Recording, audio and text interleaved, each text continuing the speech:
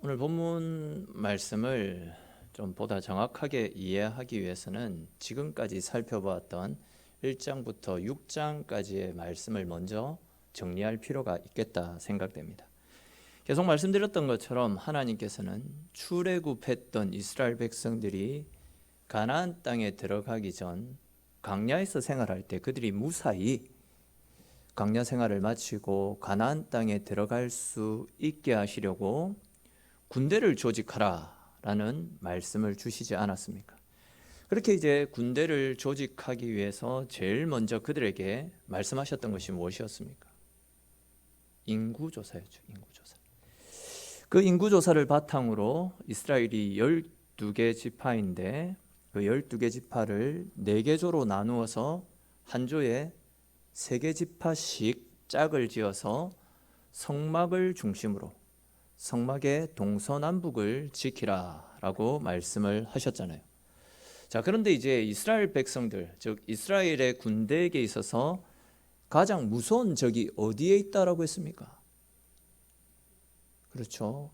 자기들 내부에 있는 적이 가장 무서운 적이다 라고 말씀을 드렸습니다.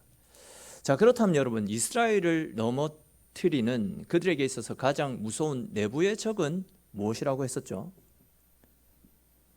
이스라엘 군대의 힘은 그들이 가진 무기, 전술 또한 그들의 전술에 있었던 것이 아니라 하나님 앞에 온전한 예배를 드림으로써 하나님과의 관계, 하나님과의 친밀한 관계를 유지함으로써 그런 과정들을 통해서 하나님께서 그들에게 부어주시는 은혜가 이스라엘 군대의 가장 큰 힘이고 가장 큰 능력이지 않았습니까? 근데 이제 그렇게 그들의 힘의 근원이었던 하나님 앞에 나아가서 예배를 드리지 못하도록 만들고 또한 하나님과의 올바른 관계를 차단시키는 모든 것들이 이스라엘 내부에 있는 그들이 가장 경계해야 될 적이었다라고 계속 말씀을 드렸던 부분입니다. 그런 이유로 해서 하나님은 이스라엘 백성들이 하나님 앞에 드리는 예배가 방해되지 못하도록 또한 그들 가운데 죄가 뿌리 내림으로써 하나님과의 관계가 가로막히지 않도록 하나님 앞에 드리는 예배를 주관하고 또 성전과 관련된 모든 업무들을 감당하게 하시기 위해서 제사장과 레위인들 그리고 또 나실인들을 세우시지 않았습니까? 다시 말해서 이스라엘 군대의 가장 큰 힘과 능력은 하나님이시기 때문에 또한 그렇게 하나님의 힘과 능력을 힘입을 수 있는 것이 그들이 드리는 예배와 그들이 하나님 앞에 부르짖는 간절한 기도였기 때문에 하나님께서는 1장부터 6장까지의 말씀에서 예배를 통해서 기도를 통해서 하나님과의 올바른 관계를 유지할 수 있도록 예배와 성전 업무를 주관하는 사람 세우는 일들을 계속해서 진행시켜 나가시지 않았습니까? 다시 말해서 1장부터 6장까지의 말씀은 사람을 세우는 일들을 계속해서 진행시켜 나가셨다라는 거죠. 자, 그런데 이제 오늘 본문 7장 1절을 우리 다시 한번 읽어보도록 합시다. 7장 1절 말씀 같이 읽겠습니다. 모세가 장막 세우기를 끝내고 그것에 기름을 발라 거룩히 구별하고 또 그 모든 기구와 제단과 그 모든 기물에 기름을 발라 거룩히 구별한 날에. 아멘. 자, 금방 우리 7장 1절 말씀을 같이 읽었는데 여러분 7장 1절 말씀 속에서 뭔가 좀 특이하거나 이상하다라는 생각이 드는 부분이 있지 않습니까?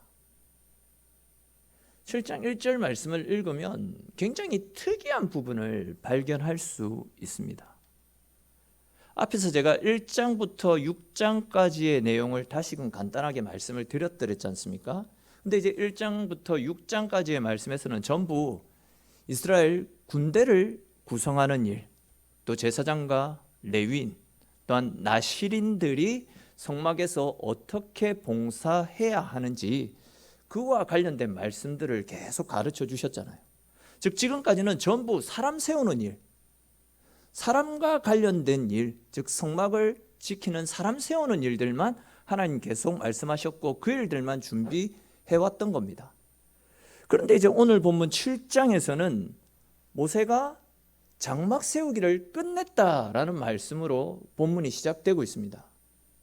뭔가 맞지 않다라는 생각이 들지 않습니까? 1장부터 6장까지의 말씀에서는 장막을 세우는 일은 전혀 하지 않았잖아요. 우리가 살펴보고 넘어왔듯이 장막 세우는 일은 하지 않았습니다.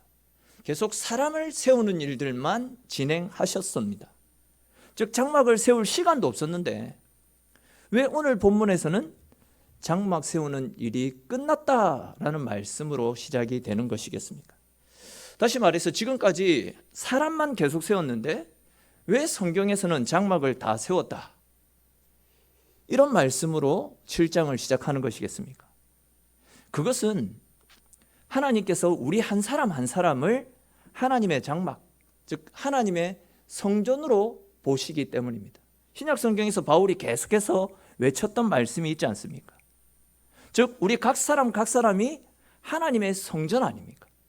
즉 우리 사람 한 사람을 성전을 지키는 믿음의 사람을 세우심을 통해서 결국 장막 세우는 일을 완성하셨다라는 그런 의미입니다. 그리고 이제 장막 세우기를 끝냈다라는 이 표현, 7장 1절에 장막 세우기를 끝냈다라는 이 표현은 이스라엘이라고 하는 군대를 세우고 그 군대를 하나님의 뜻 가운데 세워나갈 믿음의 일꾼들을 세우는 그 작업들을 모두 다 완료했다라는 그런 의미로 오늘 말씀을 주시는 겁니다. 자, 그리고 이렇게 하나님의 군대를 세워나간 모든 일꾼들을 다 세우신 다음에 하나님께서 하신 일이 무엇입니까? 일꾼들을 다 세우시고 나서 하나님이 하신 일들, 우리 1절 말씀 다시 한번 읽어보도록 합시다. 1절 말씀 같이 읽겠습니다. 모세가 장막 세우기를 끝내고 그것에 기름을 발라 거룩히 구별하고 또 그 모든 기구와 제단과 그 모든 기물에 기름을 발라 거룩히 구별한 날에. 아멘. 자, 1절 말씀에 반복해서 나타나는 표현이 있죠. 계속 말씀드렸듯이 성경에서 뭔가 반복해서 말씀을 주시는 것은 중요한 하나님의 전달 메시지가 있기 때문이다 라고 말씀을 드렸잖아요. 어떤 표현이 반복해서 나타나고 있습니까? 그렇죠. 기름을 발라 거룩히 구별했다. 이 표현이 반복해서 나타납니다. 근데 이제 여기에 나타나고 있는 기름을 발랐다라는 이 표현은 하나님 앞에 거룩하게 구별해서 드려졌다. 하나님 앞에 거룩하게 구별해서 드려졌다. 이런 뜻을 가지고 있습니다. 그렇게 하나님 앞에 드려졌기 때문에 이제부터는 내 뜻대로 내 생각대로가 아니라 하나님께서 말씀하신 하나님의 뜻대로만 사용되어져야 된다. 이런 의미가 함축되어져 있습니다. 그러니까 이제 종합해서 말씀을 드리면 하나님께 부름받아 하나님의 성전된 사람들은 이제는 세상과 구별된 모습으로 온전히 하나님께 자기 자신을 드리고 하나님의 뜻대로 살아가야 된다라는 그 말씀이죠. 그렇습니다, 여러분. 하나님께서는 성전된 우리들의 인생이 구별된 모습으로 온전히 하나님께 헌신된 삶을 살기를 원하고 계십니다. 즉 우리의 삶이 돈이라고 하는 신, 성공이라고 하는 신, 쾌락이라고 하는 신, 자기 자아라고 하는 신에게 마음을 빼앗긴 채 이런 것들에게 하나님의 자리를 내어주는 영적 간음을 행해서는 안 된다라는 거죠.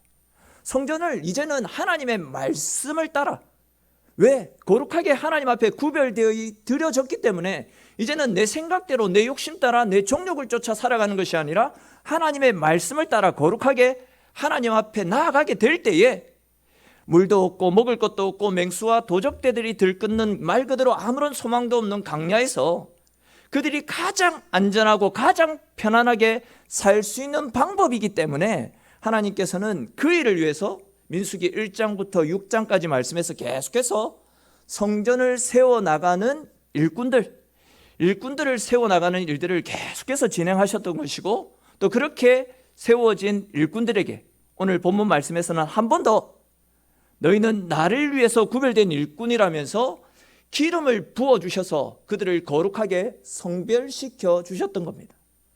이러한 즉 성전된 우리를 향한 우리 하나님 아버지의 마음을 잘 헤아려서 하나님의 성전인 우리의 몸이 세상적인 것들로 더러워지고 부패해서 하나님이 거하시기에 불편해지는 더럽고 추악한 곳이 되지 않도록 항상 성전된 우리의 몸을 거룩하고 정직하게 지켜나갈 수 있기를 바랍니다. 그리하여서 그 성전에서 거룩한 은혜가 항상 흘러나와서 강야 같은 험난한 세상 속에서도 우리를 도우시는 하나님의 은혜를 힘입을 수 있도록 성전된 우리의 삶을 거룩히 지켜나가는 일에 힘쓰시는 저와 여러분들의 삶이 될 수 있기를 주님의 이름으로 간절히 축원합니다. 자, 이제 또 이어지는 2절 이후의 말씀을 보십시오. 보시면 하나님의 성전으로 부름받은 우리들의 인생이 성전으로서 하나님을 섬긴다라는 것이 어떤 것인지, 즉 우리가 하나님을 섬길 때 어떻게 하나님을 섬기며 나아가야 되는지 그 방법들을 가르쳐주고 있는데요, 그 내용들을 자세히 한번 또 살펴보도록 하겠습니다. 먼저 우리 2절에 기록된 말씀 같이 한번 읽어보겠습니다. 2절입니다. 이스라엘 지휘관들 곧 그들의 조상의 가문의 우두머리들이요 그 지파의 지휘관으로서 그 계수함을 받은 자의 감독된 자들이 헌물을 드렸으니. 아멘. 말씀을 보시면 뭔가 좀 복잡하게 느껴질 수 있겠지만 간단히 풀어서 말씀을 드리면 이스라엘 12지파의 지휘관들, 즉 새롭게 세움받은 지휘관들 또는 감독관들이 하나님 앞에 구별하여 예물을 드렸다라는 말씀이 기록되어져 있습니다. 근데 이제 여기에서 중요한 것은 왜 이들이 하나님 앞에 예물을 드렸냐 하는 겁니다. 왜 새로 세워진 이 지휘관들, 감독관들이 하나님 앞에 예물을 드렸느냐? 이것이 중요한 포인트다라는 거죠. 그 이유에 대해서 오늘 본문에서는 뭐라고 표현하고 있냐면 2절 말씀을 잘 보시면 하나님께 계수함을 받았기 때문이다, 이렇게 말씀하고 있습니다. 여기에서 하나님께 계수함을 받았다라는 말씀은 하나님께서 우리의 수를 헤아리셨다라는 말씀이죠. 즉 우리의 숫자를 카운트하셨다라는 말씀이고, 결국은 우리가 하나님의 것으로 받아들여졌다라는 그런 이야기입니다. 우리가 하나님의 것이기 때문에 하나님이 우리 숫자를 계속해서 카운트하셨다라는 그런 이야기죠. 조금 다른 관점에서 말씀드리면 하나님께서 우리를 당신의 소유로 삼아주시고 또 우리 각 사람을 하나님의 성전으로 불러주셨기 때문에 그들은 감사하는 마음으로 하나님 앞에 예물을 드렸다라는 그런 뜻입니다.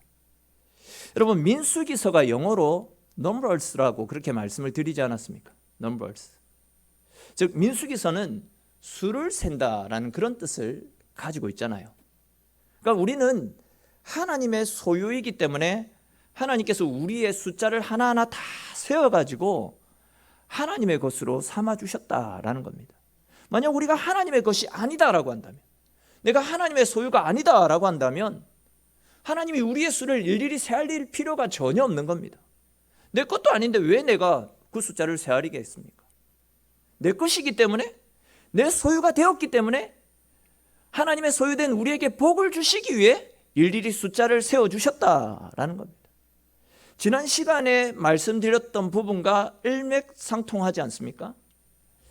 그러니까 다시 말해서 하나님께서 우리를 계수하셨다라는 이 말씀은 너희가 험난한 강야를 걸어가더라도 너희는 나의 것이기 때문에 내가 너희를 지켜줄 것이고 내가 너희와 항상 함께해서 그 어떤 대적들도 너희를 해치지 못하도록 내가 보호할 것이니 너희는 아무것도 염려하지 마라.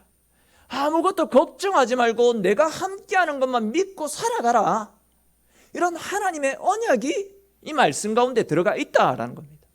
이렇게 하나님께서 우리를 계수하심으로 당신의 소유를 삼아주시고 어떤 상황 가운데서도 우리를 지키시고 보호해 주시겠다라고 약속해 주셨기 때문에 이에 그들은 감사하면서 하나님 앞에 이 예물을 드렸던 것이죠.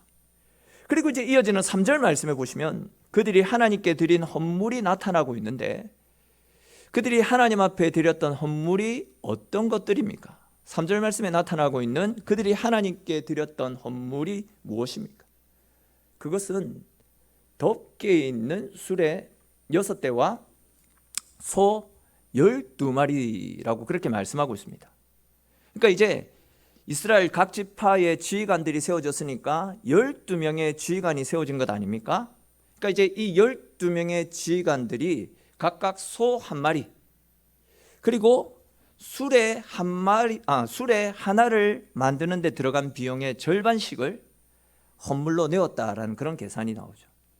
수레 하나를 두 사람이 헌물했고 또 소 한 마리씩을 한 사람이 헌물했다라는 그런 계산이 나옵니다.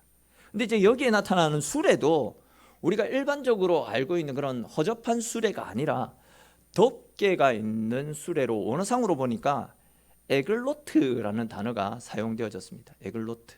근데 이제 이 에글로트라는 수레는요, 사막이 바람이 굉장히 강하지 않습니까? 비바람이 몰아치면 굉장히 강한 비바람이 몰아칩니다. 또 모래바람도 얼마나 강합니까?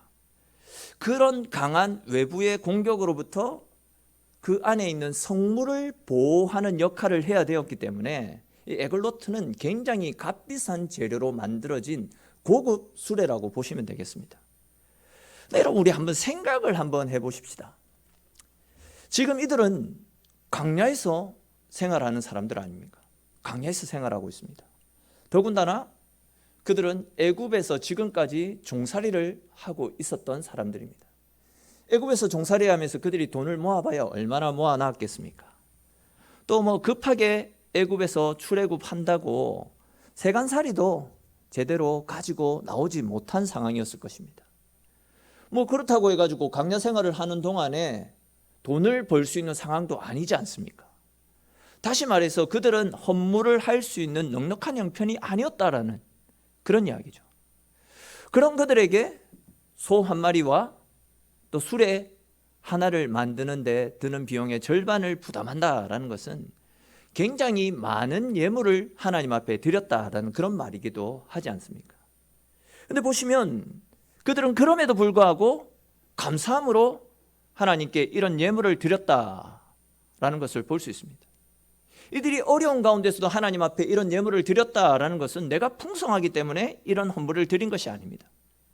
이들이 이런 어려운 가운데서도 하나님 앞에 이런 예물을 드릴 수 있었던 것은 온전히 하나님을 향한 믿음, 하나님을 사랑하는 그 마음에서 비롯되어진 정성어린 헌물이다라고 볼 수 있습니다.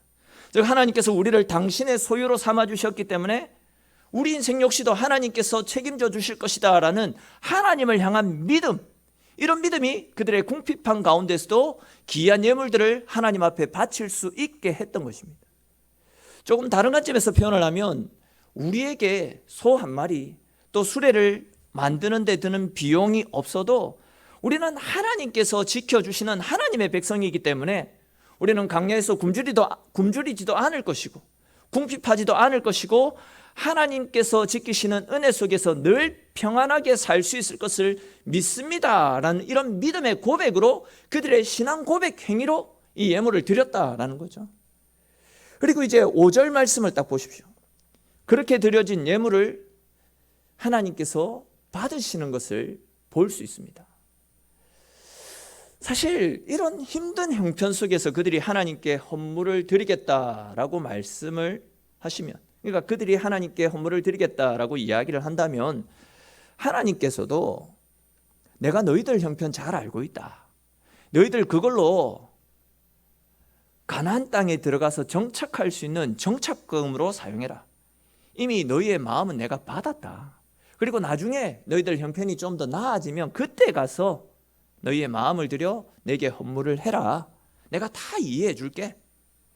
하나님도 그렇게 말씀하실 수 있지 않았을까 생각이 되어집니다. 그런데 보시면 하나님은 그렇게 말씀하시지 않고 그들이 드린 예물을 다 받으시는 것을 볼 수 있습니다.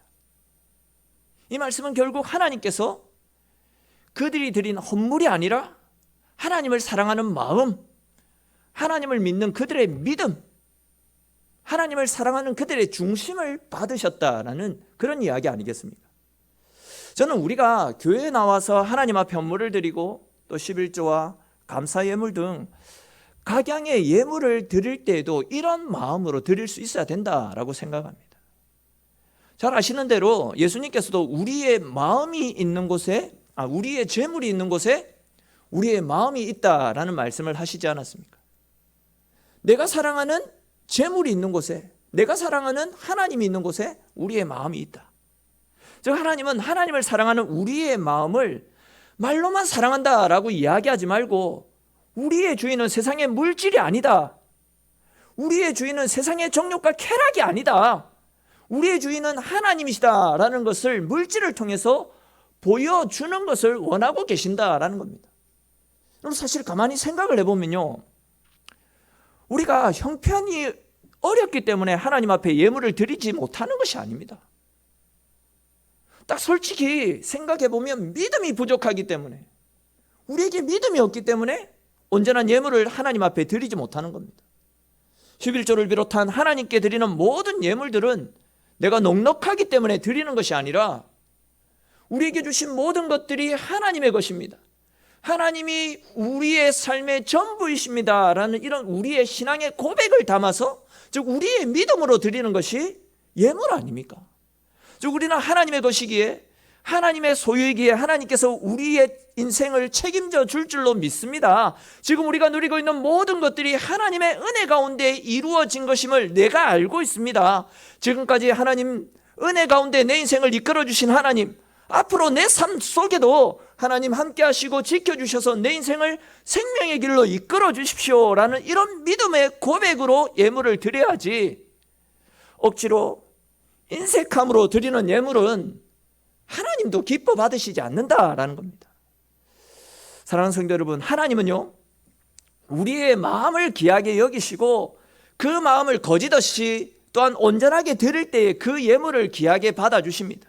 우리는 이러한 주님의 마음들을 잘 헤아려서 우리를 사랑하셔서 우리를 당신의 소유 삼아주신 하나님께 늘 감사하는 마음으로, 또한 우리의 가진 모든 것들은 주님의 것이기에 주님께서 주신 것으로 주님께 돌려드립니다 라는 믿음으로 주님의 것을 거룩하게 구별하여 드리심으로 하나님께서 우리를 위해서 부어주시는 더 크고 풍성한 은혜, 어떠한 광야와 한란 가운데서 우리를 도우시는 하나님의 은혜의 손길을 경험하며 그 은혜의 손길에 이끌려 날마다 승리의 삶을 살아가시는 저와 여러분들의 삶이 될 수 있기를 주님의 이름으로 축원합니다. 이제 우리 조금 건너뛰어서 10절 이후의 말씀을 쭉 한번 살펴보도록 하겠습니다.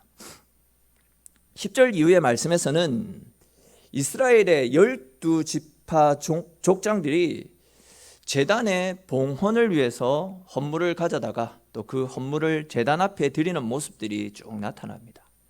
그리고 이제 11절에 나타나고 있듯이 하루에 한 사람씩, 한 지파별 한 사람씩 12일에 걸쳐서 하나님 앞에 제사를 드리기 위해서 제단에 예물을 드리는 것이 나타나죠. 그리고 이제 12절에 보시면 유다 지파를 시작으로 해서 이스라엘의 12지파가 하나님 앞에 각각의 예물을 드리는 장면들이 나타납니다.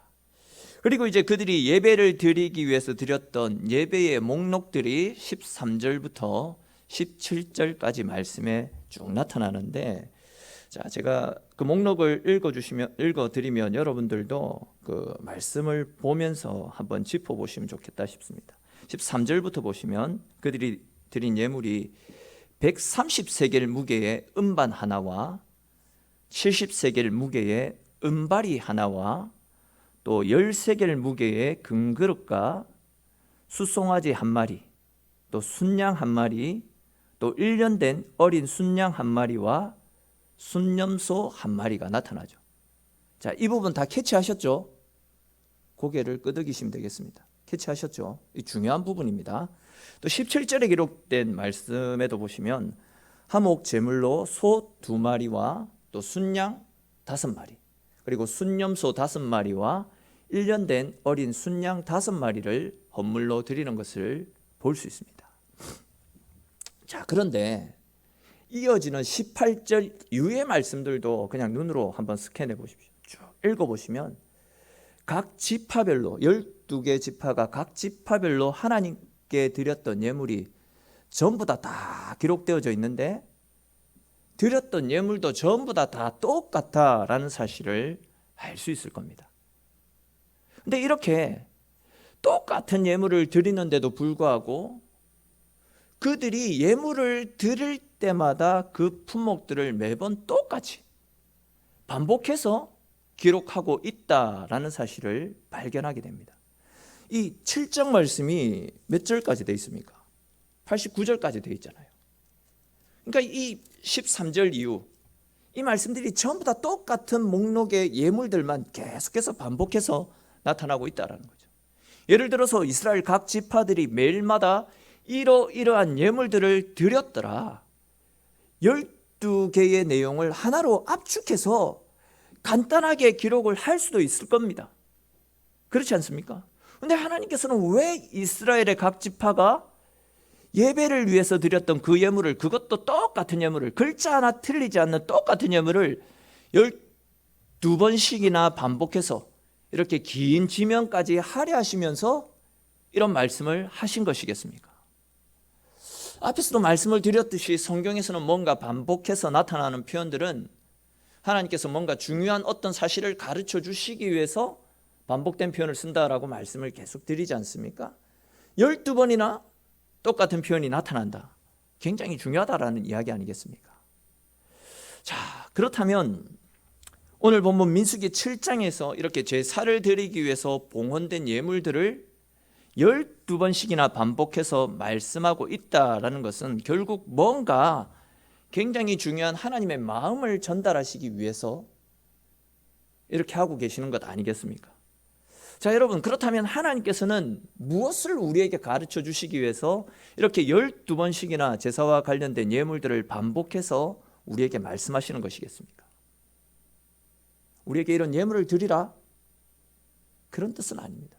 그것은 바로 다른 나라는 몰라도 이스라엘만큼은 그들의 정치력으로, 그들의 군사력으로 세워지는 나라가 아니라 하나님 앞에 드려지는 예배, 하나님 앞에 드려지는 기도로 세워지는 나라다라는 사실을 가르쳐 주시기 위해서, 즉 하나님 앞에 날마다 예배 드림으로써 하나님께서 베풀어 주시는 하나님의 은혜로 세워지는 나라다라는 사실을 다시금 각인시켜 주시기 위해서 이 말씀을 계속해서 반복해서 주시는 겁니다. 즉 나라가 건강하게 세워지고 평안 가운데 가는 복된 나라가 되기 위해서는 하나님 앞에서 예배를 드리고 하나님 앞에서 주시는, 하나님께서 우리에게 베풀어 주시는 하늘 은혜를 공급받는 일들이 결국은 이스라엘의 흥망성쇠를 결정하게 된다라는 사실을 이 말씀을 통해서 우리에게 가르쳐주고 있다라는 겁니다. 이것은 오늘날 우리 인생도, 우리들도 마찬가지 아니겠습니까? 여러분, 교회는요 세상과 다릅니다. 세상은 얼마나 힘 있는 사람들이 많이 있느냐, 얼마나 영향력을 끼칠 수 있는 많은 사람들이 존재하고 있느냐, 그거에 따라서 그 공동체의 향방이 결정되어지지만 교회는 절대로 세상 원리로 움직이는 곳이 아니지 않습니까? 교회는 세상과 다르기 때문에 얼마나 영적으로 깨어서 하나님을 사랑하는 마음으로 하나님께서 기뻐하시는 살아있는 예배를 드리느냐, 얼마나 하나님 앞에 기도하며 하나님 앞에 하나님과 깊은 친밀한 교제를 통해서 하나님과 호흡하는 영적인 리더들이 있느냐, 그것이 교회의 흥망성쇠를 결정하는 가장 중요한 부분임을 우리에게 가르쳐 주시기 위해서 이 말씀을 우리에게 주고 있다라는 겁니다. 그렇습니다. 여러분, 교회는 예배를 통해서, 그리고 간절한 눈물로 세워지는 기도를 통해서 세워지는 곳, 그것이 바로 교회임을 믿으시기를 축원합니다. 그렇기 때문에 우리는 다른 그 어떤 곳보다도 진정한 예배자가 되어서 우리의 마음과 뜻을 하나님 앞에 드려 하나님께 예배 드리는 일, 하나님과 호흡하는 그 일들을 위해서 우리의 온 정성을 쏟아부을 수 있어야 됩니다. 세상적인 방법을 따라서가 아니라 우리는 진짜 교회를 위해서 울고 부르짖으면서 하나님을 찾는 일, 하나님을 만나는 일들에 우리의 열정들을 쏟아부을 수 있어야 된다라는 거죠. 시대가 어렵기 때문에, 소망이 보이지 않는 그런 시대이기 때문에 우리는 더욱더 하나님의 도우심을 꿈꾸며 하나님께 우리의 소망이 있습니다라는 이런 믿음의 고백으로 하나님을 찾고 하나님 앞에 나아갈 수 있어야 된다라는 겁니다.